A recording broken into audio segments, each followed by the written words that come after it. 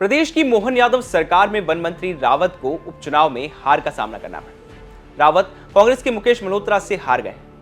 ऐसे में अब कांग्रेस से इस्तीफा देकर बीजेपी में शामिल होने वाले रावत को अब मंत्री पद भी छोड़ना पड़ेगा।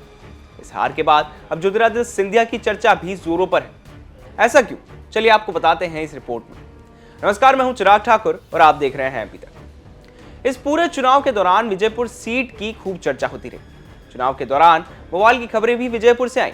इसके बाद कांग्रेस ने कई तरह के आरोप प्रशासन और चुनाव आयोग पर भी लगाए थे। अब विजयपुर में रामनिवास रावत हार गए हैं, लेकिन चर्चा ये भी चल रही है कि ग्वालियर चंबल के इलाके में खासा प्रभाव रखने वाले ज्योतिरादित्य सिंधिया ने इस पूरे चुनाव से दूरी बनाए रखी। न ही सिंधिया की इस दौरान कोई सभा हुई और न ही वो चुनाव प्रचार में कोई दौरा करते दिखे। बीजेपी ने विजयपुर चुनाव में अपनी पूरी ताकत झोंकी, लेकिन उनकी स्टार प्रचारकों की लिस्ट में भी सिंधिया का नाम नहीं था। आपको बता दें कि रामनिवास रावत के सिंधिया परिवार से गहरे और पुराने रिश्ते रहे हैं। सिंधिया के पिता माधवराव सिंधिया के भी रामनिवास करीबी माने जाते हैं। सिंधिया के बीजेपी में आने से पहले रामनिवास के रिश्ते भी सिंधिया से अच्छे ही थे, लेकिन जब 2020 में ज्योतिरादित्य सिंधिया ने कांग्रेस से बीजेपी में आए तो रामनिवास उनके साथ बीजेपी में शामिल नहीं हुए। लेकिन पिछले लोकसभा चुनाव से पहले रामनिवास रावत बीजेपी में शामिल हुए और फिर मोहन सरकार में उन्हें वन मंत्री बना दिया गया। इस दलबदल में राजनीतिक जानकार नरेंद्र सिंह तोमर की बड़ी भूमिका बताते हैं।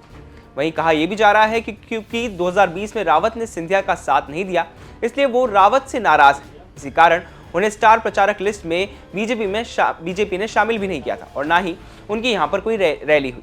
लेकिन अब नतीजों को देखकर लग रहा है कि सिंधिया को ना बुलाना बीजेपी पर भारी पड़ गया है। ग्वालियर चंबल क्षेत्र में सिंधिया परिवार का काफी दबदबा माना जाता है। ऐसे में कहा जा सकता है कि उनका यहाँ चुनाव प्रचार ना करना रावत को भारी पड़ा और उन्हें हार का सामना करना पड़ा। बताया जा रहा है कि रावत को भाजपा में शामिल करने और उन्हें प्रत्याशी बनाए जाने का पार्टी के अंदर भी विरोध शुरू हो गया था। हालांकि शीर्ष नेतृत्व ने असंतुष्ट नेताओं को मनाने का दावा किया था, लेकिन विजयपुर के परिणाम बताते हैं कि भाजपा नेता और कार्यकर्ता रावत को स्वीकार नहीं कर पाए। इसे बीजेपी का एक बड़ा मिसमैनेजमेंट भी बताया जा रहा है। फिलहाल तो विजयपुर में कांग्रेस की जीतने के बाद कांग्रेस नेताओं और कार्यकर्ताओं में भी एक नई उम्मीद जाग गई है। ऐसे में कहा जा सकता है कि एमपी की राजनीति आने वाले दिनों में काफी दिलचस्प होगी। एमपी से जुड़ी बाकी तमाम खबरों के लिए आप देखते रहें।